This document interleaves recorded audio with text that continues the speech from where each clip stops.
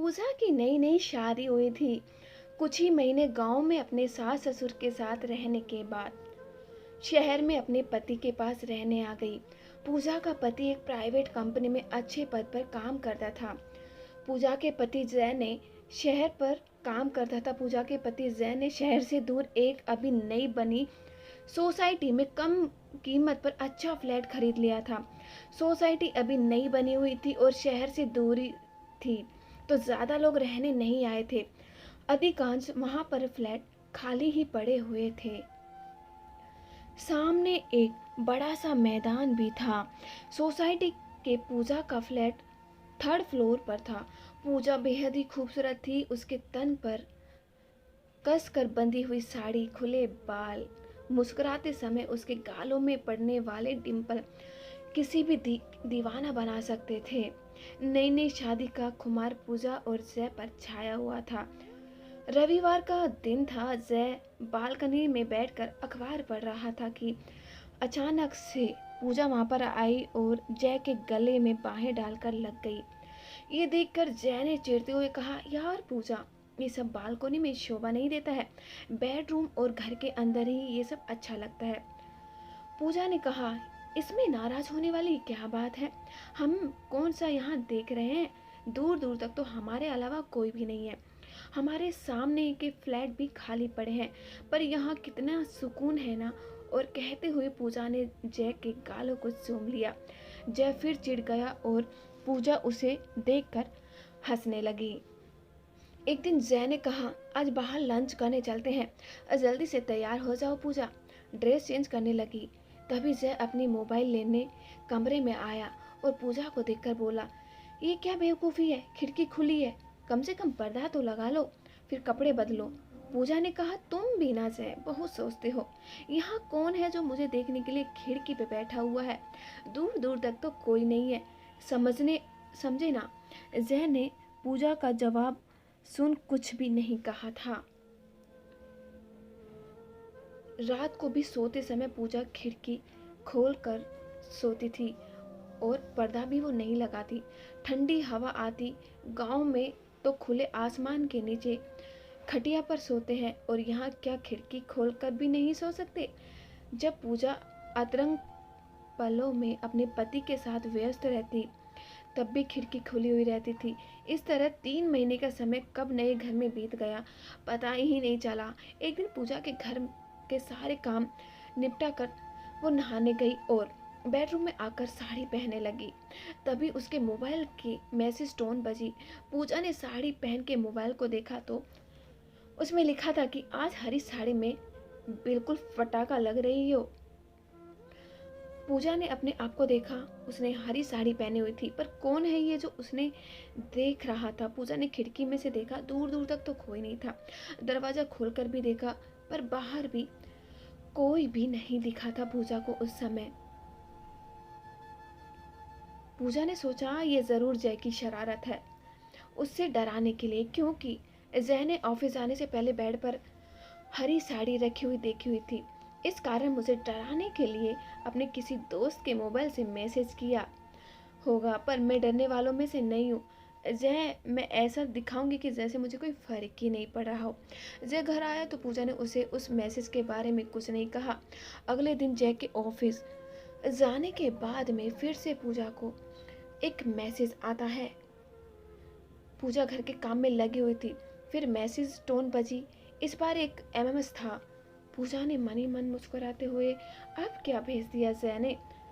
पूजा ने phone unlock किया, देखा एमएमएस था जिसमें पूजा जय को किस कर रही थी।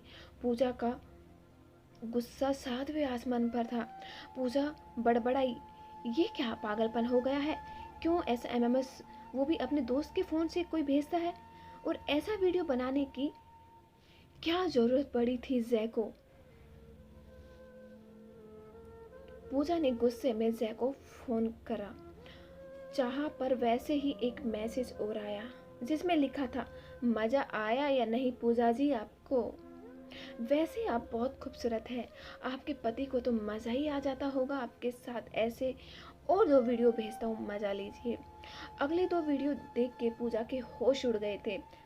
जय और उसके अतरंग पलों के वीडियो थे। पूजा सोचने लगी, ज़रूर किसी ने फेक वीडियो बनाया है। पर फिर वीडियो को वो ध्यान से देखा। टेबल दिख रही, पलंग भी उसका है, यहाँ तक चादर भी। तो कोई इतना सब फेक कैसे बना सकता है? पूजा पसीना पसीना हो गई थी कि तभी अगला मैसेज आया। उम्मीद करता हूँ वीडियो आपको पसंद आया होगा। भाभी जी, ऐसे और भी वीडियो हैं मेरे पास में आपके। यदि आप चाहें तो मैं उन्हें डिलीट भी कर सकता हूँ, पर उसके लिए आपको कीमत चुकानी होगी। और उसके बाद उसका कोई भी मैसेज नहीं आया। पूजा ने कांपते हाथों से मैसेज कर पूछा, कैसी कीमत? और तुम हो कौन? उधर से जवाब आया, मैं कौन हूँ तुम्हें पता चल जाएगा, पर तुम्हारी खूबसूरती का तो मैं दीवाना हो गया हूँ। और भाभी जी, मुझे रात का मज़ा दे दीजिए, जैसा आप अपने पति को देती हैं। यही चाहत है मेरी। और हाँ, यदि किसी को कहा या पुलिस के पास गई तो ये वीडियो मैं सोशल मीडिया पर डाल दूंगा। फिर तो आप रातों रात फेमस हो जाएंगी। भाभी जी, कल बताता हूँ कहाँ और किस समय आना है। जब तक के लिए वीडियो का मजा ले। पूजा का दिमाग काम करना बंद कर गया था। जय को ये सब बताए या नहीं, कुछ समझ नहीं आ रहा था। जय घर आया रात को। पूजा का उतरा हुआ मुंह देख बोला, क्या हुआ? पूजा ने तबीयत ठीक नहीं होने का बहाना बना दिया और सारी रात उस एसएमएस के बारे में सोचती रही। अगले दिन दोपहर को जय के ऑफिस आने के बाद पूजा को फिर से मैसेज आया, जिसमें लिखा था, कल शाम होटल ब्लू मून आ जाना, 3 बजे, कमरा नंबर 402।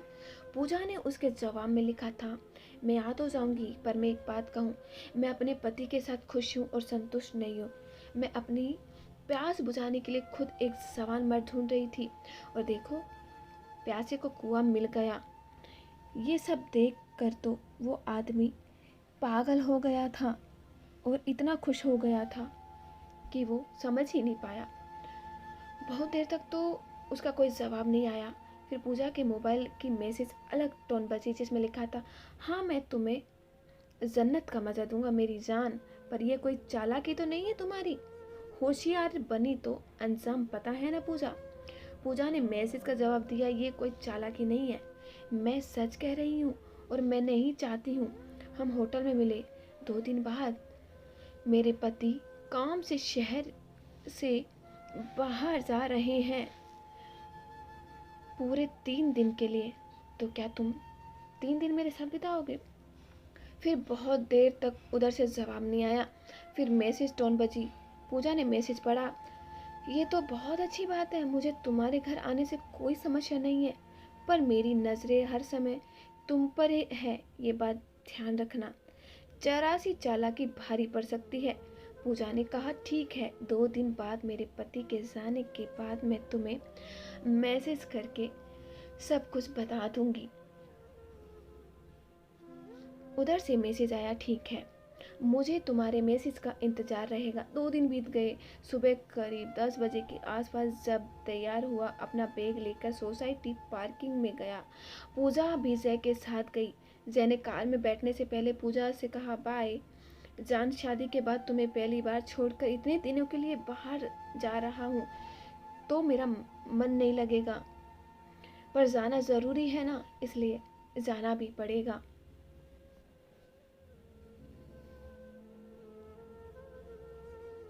तुम अपना ध्यान रखना, मैं फ़ोन करूँगा पहुँचकर।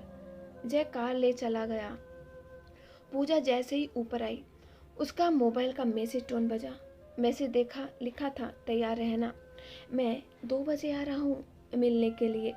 पूजा को बेसब्री से इंतज़ार था। 2 बज गए पर कोई नहीं आया। पूजा को लगा उसे कोई बेवकूफ़ बना दिया। किसी ने फिर करीब 2 बजे दरवाजे की घंटी बजी। पूजा ने तुरंत ही दरवाज़ा खोला और देखा कि सामने करीब 22 से 23 साल का एक लड़का खड़ा था। पूजा को देख बोला, और कैसी हो? पूजा ने कहा, तुम? वो मैसेज उस लड़के ने? हाँ, मैं सर हिलाया। फिर पूजा ने उसे अंदर आने को कहा। वो सोफे पर आकर बैठ गया।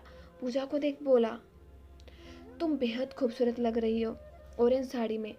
पूजा ने भी कहा, मुझे लगा था कोई भद्दा काला मोटा ब्लैकमेलर होगा, पर तुम तो बेहद ही स्मार्ट बंदे हो। अब तो ये देखकर मुझे वैसे ही एक स्मार्ट जवान लड़के की तलाश थी।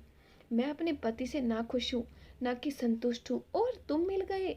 पर इस संबंध को आगे बढ़ाने से पहले हम एक दूसरे को जानना होगा। मेरा नाम तो तुम जानते हो, मेरा पति का नाम भी जानते हो, और क्या जानना चाहते हो? उस लड़के ने पूछा। तुम जैसी खूबसूरत औरत ने उस बेहद जैसी शक्ल वाले इंसान से शादी कैसे कर ली? और ये देखकर तो अब पूजा बोलने लगी। पूजा ने हंसते हुए कहा, पैसा पैसा पैसा बड़ी कीमती चीज़ है। अच्छे से अच्छे इंसान ईमान डोल जाता है। अब मैं कुछ पल, तुम कौन हो, कहाँ रहते हो, क्या नाम है, तुम मुझे कैसे जानते हो? उस लड़के ने कहा, सब एक साथ ही पूछ लोगी? पूजा ने कहा, हाँ सब जानना है, क्योंकि किसी को अपना बॉयफ्रेंड बनाने के लिए सब कुछ जानना ज़रूरी होता है। उस लड़के ने हंसते हुए कहा, क्या बॉयफ्रेंड? तभी मैं बैंक की कोचिंग करने के लिए 8 महीने पहले गांव से यहाँ आया था, नीचे वाले फ्लोर पर रहता हूँ। पूजा ने कहा, ओ अब समझ आया, मतलब तुम सेकंड फ्लोर पर रहते हो, जस्ट हमारे नीचे, इसलिए तुम मुझे जानते हो। धीरज ने कहा, हाँ मैं अक्सर तुम्हें और तुम्हारे पति को आते जाते देखता। नाम सोसाइटी के रजिस्टर की एंट्री से पता चल गया था। पूजा ने मुस्कुराते हुए कहा, अच्छा तो ये बात है। अब पूजा सब कुछ समझ गई थी। अच्छा ये बताओ, तुमने एमएमएस कैसे बनाया? तो उस धीरज ने कहा, पहले मेरी डिमांड तो पूरी कर दो। पूजा ने धीरज का हाथ पकड़कर कहा, डार्लिंग मैं कहाँ भागी जा रही हूँ, वो मेरा बदसूरत पति 3 दिन बाद लौटेगा, तब तक समय ही समय है हमारे पास, जमकर एंजॉय करेंगे। धीरज ने कहा, मैं तो तुम्हें बड़ी सीधी समझता था, पर तुम तो बड़ी कमीनी निकली हो। पूजा ने कहा, हाँ हाँ शादी से पहले मेरा एक और बॉयफ्रेंड था जो कि बहुत ही खूबसूरत था। धीरज ने कहा, तुम्हारा बॉयफ्रेंड भी था? पूजा ने कहा, हाँ था। और तुम्हारी कोई गर्लफ्रेंड? धीरज ने कहा, हाँ मेरी भी 2 गर्लफ्रेंड थी, दोनों के साथ खूब एंजॉय किया था। यार मेरे पिता अमीर हैं, मैं तो बस यहाँ मज़े करने आया हूँ, पढ़ाई तो बस बहाना है। गाँव जाकर अपने को तो अपने पिता का काम संभालना है। पूजा ने कहा, और देखो मैं तुम्हें यहाँ पर मिल गई, अब तो बहुत ही मज़ा आएगा। अरे अब बताओ भी, एमएमएस कैसे बनाया तुमने? धीरज ने कहा, हुआ ये कि एक दिन मैं अपनी बालकनी में बैठा था, मेरी बालकनी के ठीक ऊपर तुम्हारे बेडरूम की खिड़की है। मैंने तुम्हारी आवाज़ सुनी, मुझे लगा जैसे तुम और तुम्हारे पति दोनों एंजॉय कर रहे हैं। मैंने सेल्फी स्टिक में अपना मोबाइल वीडियो मोड पर लगा कर तुम्हारी खिड़की में लगा दिया, और उसी दौरान मैंने वो वीडियो बनाना स्टार्ट कर दिया था। सब साफ साफ दिख रहा था, ना तो खिड़की बंद ही ना ही पर्दा लगा था। फिर मैंने बहुत बार ऐसा किया और बस इस तरह कई वीडियो बना लिए और तुम्हें पता ना चला। पूजा ने कहा, तुम तो बड़ी पहुंची हुई चीज़ हो मेरी जान। अच्छा चलो बेडरूम में चलते हुए। पूजा और धीरज बेडरूम में गए। धीरज ने कहा, आज उस जगह जिसको मैंने वीडियो में देखा मैं होऊंगा यहाँ पर, इतना यकीन नहीं होता, सामने तो नहीं। पूजा ने कहा, नहीं सपना नहीं है, हकीकत है। धीरज ने पूजा को बाहों में भरना चाहा। पूजा ने कहा, नो नो, इतनी क्या जल्दी है, मैं ज़रा अपनी पसंदीदा नाइटी पहन कर आती हूँ। अच्छा क्या तुम वो टेबल पर रखा गुलाब वाला रूम फ्रेशनर छिड़क दोगे? धीरज ने कहा, हाँ हाँ क्यों नहीं। पूजा बाथरूम में चली गई। धीरज ने रूम में फ्रेशनर छिड़क दिया। धीरज पलंग पर बैठ गया और बोला, मैंने रूम फ्रेशनर भी वहाँ पर पूरे रूम में छिड़क दिया है। उसी दौरान में 20 मिनट हो गए और कितना तड़पाओगी, आओ ना। पूजा ने कहा, हाँ बस आ रही हूँ। पूजा ने कमरे में प्रवेश किया और धीरज के पास आकर बैठ गई। धीरज को अपना सर भारी लग रहा था, आंखों के आगे अंधेरा छाने लगा था। धीरज ने चिल्लाते हुए कहा, क्या किया मेरे साथ? मुझे क्या हो रहा है? करीब 24 मिनट बाद धीरज को होश आया। वो कसी वो रस्सियों से पूरा बंधा हुआ था। सामने जय और पूजा बैठे हुए थे। धीरज जोर से चिल्लाए, साली चुड़ैल, तूने ये अच्छा नहीं किया, मुझे मुझे बेवकूफ़ बनाया। तभी जय ने कहा, चुप हो जा घटिया इंसान। तुझे क्या लगा गेम तू ही खेल सकता है? गेम हमें भी खेलना आता है। चल तुझे बताता हूँ हमने ये सब कैसे किया। जिस दिन तूने पूजा को एमएमएस किया उस दिन रात को हम डिनर पर करने लगे। तब पूजा रोने लगी और उसने मुझे एमएमएस दिखाई। पहले तो मुझे कुछ समझ ना आया। हम दोनों बहुत परेशान हो गए। फिर मैंने पूजा को समझाया और हमारी समझदारी से ही आज तुम पकड़े गए हो।